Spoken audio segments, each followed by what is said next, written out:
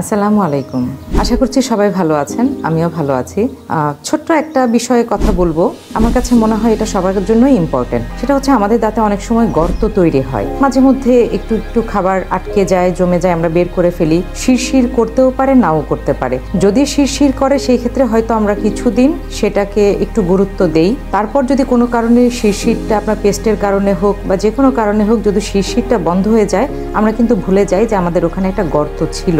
তো এই ছোট্ট গর্তটা একসময় বড় হয়ে যায়। যখন একটু বেশি খাবার জমে, আনইজি ফিলিং হয়, আপনার কাছে একটু অস্বস্তি লাগে, তখন আপনি ডাক্তারের কাছে আসেন এবং বলেন যে এই গর্তটা আমার ফিলিং করে দিতে হবে। হয়তো আপনার দাঁতে তখনও ব্যথা হচ্ছে না, কিন্তু আপনি চাচ্ছেন ফিলিং করে দিতে। এই ছোট্ট ব্যাপারটা নিয়ে কথা বলবো যে কখন আমরা ফিলিং করব, কখন আমরা ফিলিং করব না। আমাদের দাঁতে তিনটা পার্ট রয়েছে, এনামেল, ডেন্টিন এবং তারপর হচ্ছে পাল্প বা নার্ভ অথবা মজ্জা, দাঁতের লাইফ যেটাকে বলা হয়। তো এনামেল যখন গর্ত হলো, এনামেলের পরে ডেন্টিন পর্যন্ত আমরা একটু সেন্সিটিভিটি বা হালকা ব্যথা কখনো ফিল করতে পারি, ততক্ষণ পর্যন্ত আমাদের এটা ফিলিং করা সম্ভব। কিন্তু যখন গর্তটা একটু বেশি বড় হয়ে নার্ভ পর্যন্ত চলে যাবে, তখন আর আমরা সেটাকে ফিলিং করতে পারবো না। তখন সেটা ট্রিটমেন্ট হয়ে যাবে রুট ক্যানেল চিকিৎসা। আমি বলছিলাম দাঁতের গর্তের কথা।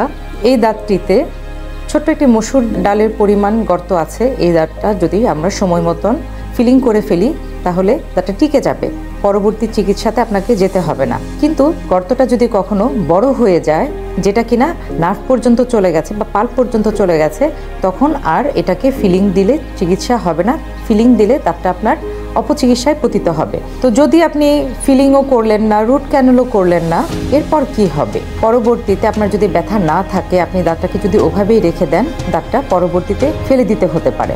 সময় মতন চিকিৎসার মাধ্যমে দাঁতটিকে ফাংশনিং রাখা যাবে। ফাংশনিং বলতে বোঝাচ্ছি দাঁতটি ন্যাচারাল অবস্থায় আপনার আগে যেমন ছিল সেইভাবেই থাকবে, আপনি ঠিক মতন খেতে পারবেন, পরবর্তীতে কোনো সমস্যা হবে না। তারপরে যদি আপনি ক্রাউন করে ফেলেন, ক্রাউন বা ক্যাপ, সাধারণভাবে আমরা ক্যাপ বলে থাকি, আমাদের ভাষায় ক্রাউন যদি করে ফেলেন, তাহলে দাঁতটি আপনার ফুল ফাংশনিং থাকলো, আপনার পরবর্তীতে ইনশাল্লাহ কোনো সমস্যা হবে না। তো শুরুতে যদি আমরা ফিলিংটা করে ফেলি, যখন ছোট্ট একটি গর্ত থাকলো তখন যদি ফিলিং করে ফেলি, তাহলে আমাদের পরবর্তী খরচটা এবং কষ্টটা দুটোই কমে যায়। ফিলিং করলাম না, রুট ক্যানেলের পর্যায়ে চলে গেল, ব্যথা হলো কিংবা ব্যথা হলো না কোনো কারণে, তখন যদি আপনারা সময় মতন রুট ক্যানেলটা করে ফেলেন, তাহলে দাঁত ফেলে দেওয়া থেকে আপনি বেঁচে গেলেন। যদি দাঁত এমন পর্যায়ে চলে গেল, দাঁতটা ইনফেকশাস হয়ে গেল, ইনফ্ল্যামেশন হয়ে গেল, দাঁতটা আপনাকে ফেলে দিতে হলো, সেই ক্ষেত্রে আপনাকে দাঁতটা ফেলে দেওয়ার পরে অবশ্যই এটাকে আবার রিপ্লেস করে নিতে হবে।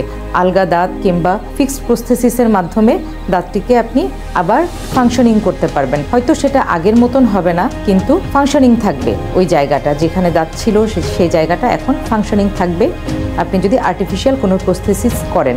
খরচের কথা বলি, শুরুতেই যদি ফিলিং করে ফেলেন, খুবই অল্প খরচের মধ্যে আপনারা ফিলিংটা করে ফেলতে পারবেন। আর যদি রুট ক্যানেলে যান, খরচটা স্বাভাবিকভাবে একটু বেড়ে যাবে, কিন্তু তারপরে যদি দাঁত ফেলে দিতে হয়, খরচটা কিন্তু অনেকটুকু বেড়ে যাবে, যেটা একটু সচেতনতায় আপনার ছোট থেকে এত বেশি পর্যন্ত যেতে হবে না। তো দাঁতের ছোট গর্ত থাকা অবস্থায় যদি আমরা একজন বিটিএস ডেন্টাল সার্জনের কাছে এসে সমস্যার সমাধান করে ফেলি, তাহলে আমাদের সময়, কষ্ট এবং অর্থ এই তিনটিই বেঁচে যাবে। আশা করি আমার কথাগুলো আপনাদের ভালো লেগেছে।